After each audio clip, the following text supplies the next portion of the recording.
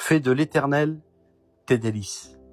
Quand tu fais de l'Éternel tes délices, ton cœur s'aligne avec le sien, et ses bénédictions, elles deviennent les tiennes. J'aime ce texte des Écritures dans le livre des Psaumes, chapitre 37, verset 4. Fais de l'Éternel tes délices, et il te donnera ce que ton cœur désire. Faire de l'Éternel tes délices, c'est bien plus que l'aimer. C'est lui donner la première place dans ton cœur. Tu sais, l'Éternel, le Dieu Tout-Puissant, est le Dieu Tout-Suffisant. C'est pas un Dieu lointain. C'est un Père qui est tout près de toi.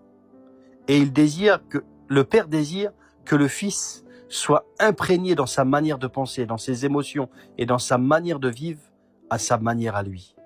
C'est là que tu es trouvé alors l'adorateur que le Père recherche. En esprit, ce qui veut dire spirituellement à l'intérieur de toi, dans ton être intérieur. Il faut que ta pensée, tes désirs, tes émotions, ta volonté, la capacité de pouvoir vivre la volonté de Dieu soient alignés avec la sienne. C'est pour cela que le Père a tout pourvu pour toi. Et il a déposé en toi son esprit.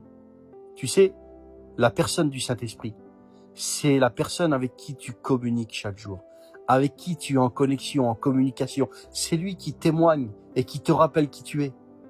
Quand ton cœur est connecté avec le Saint-Esprit, alors ces désirs deviennent une réalité dans ta vie. J'aime ce texte des Écritures, dans le livre des Éphésiens, chapitre 1, verset 3.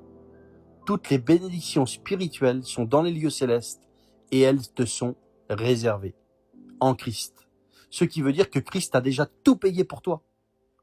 J'aime aussi ce texte des Écritures qui me rappelle dans le livre des Éphésiens que je suis assis, non pas de n'importe quelle manière, en Christ. Ce qui veut dire en position de force. En Christ, dans les lieux célestes.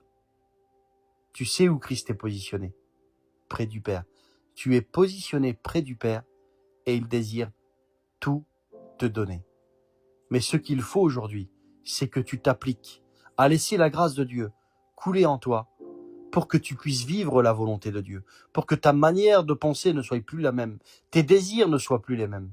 Et c'est là que tu pourras saisir tout ce qu'il a pour toi. À bientôt.